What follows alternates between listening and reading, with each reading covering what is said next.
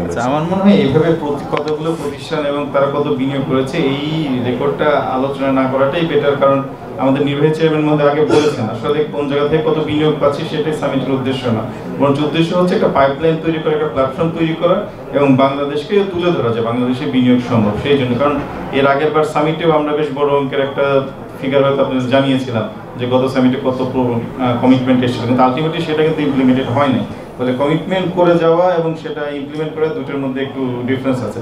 ফলে এই পাইপলাইন তৈরির ক্ষেত্রে এবং সেটাকে ভালোভাবে ট্র্যাক করার ক্ষেত্রে আমরা বরঞ্চ নজরটা দিই। আপনি এবার একটি প্রাইমারি অবজেক্টিভ বলে থাকেন, এটা হচ্ছে পাইপলাইন তৈরি করা, যেটাকে আমরা ট্র্যাক করতে পারি এবং এটা নিয়ে আসলে আমাদের একটা সুনির্দিষ্ট রোডম্যাপ আছে।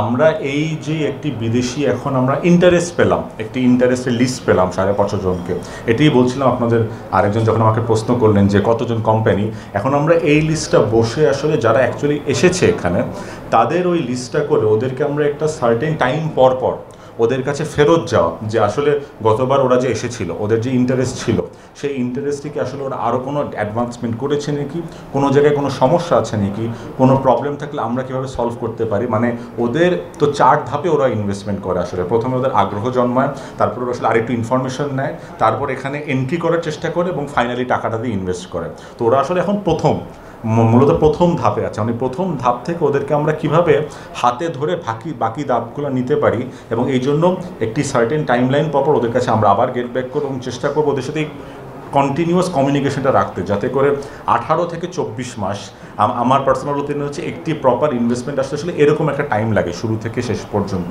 তো এইরকম 18 থেকে 24 মাসের একটা রোডম্যাপ আমরা বানিয়ে ফেলবো এদেরকে নিয়ে, যাতে করে এর পরের বার যখন যদি এরা আবার আসে এই ইন্টারেস্টের স্টেপ নিয়ে কথা হবে না, এটা হচ্ছে পরের যে কোনো একটি ধাপ নিয়ে যে ওদের এখন এন্ট্রি করতে বা আসলে অ্যাকচুয়াল ইনভেস্টমেন্ট করতে আর কি সহযোগিতা লাগবে। বান্ডেল থাকলে প্রতি সেনমানিতে টাকা বাঁচবে। বিকাশ সেনমানি বান্ডেল কিনে জিতুন প্রতি লেনদেনে।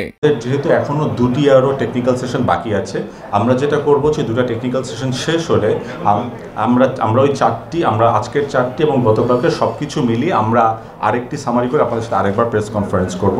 এখন পর্যন্ত যদি আমি বলি, গতকালকে আপনারা দেখেছিলেন যেগুলো আমরা একেবারে হাই ভ্যালু এমওইউ সই করেছি, তার মধ্যে একটি ছিল হান্ডার $150 মিলিয়ন, যেটা একেবারে এই আপনার সামিটেই সই হয়েছে।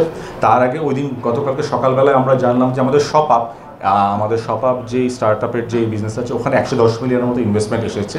ওটা একেবারে আমাদের সামিটের থ্রুতে এসেছে। এটা মানে কোনো কিছুই আসলে একদিনে হয় না, তো এগুলো অনেক দিনের কাজের পরে আসে আর কি। তো এই বড় 2টা আমরা অলরেডি গতকালকে জেনেছি। এর বাইরে ছোট আরও এই সেগমেন্টগুলোতে যেগুলো হচ্ছে সেগুলো আমরা কালেক্ট করে আপনাদের সাথে একবারে কথা বলবো। এর আগের প্রশ্ন নিয়ে আমার সহকর্মীর একটি কথা ছিল।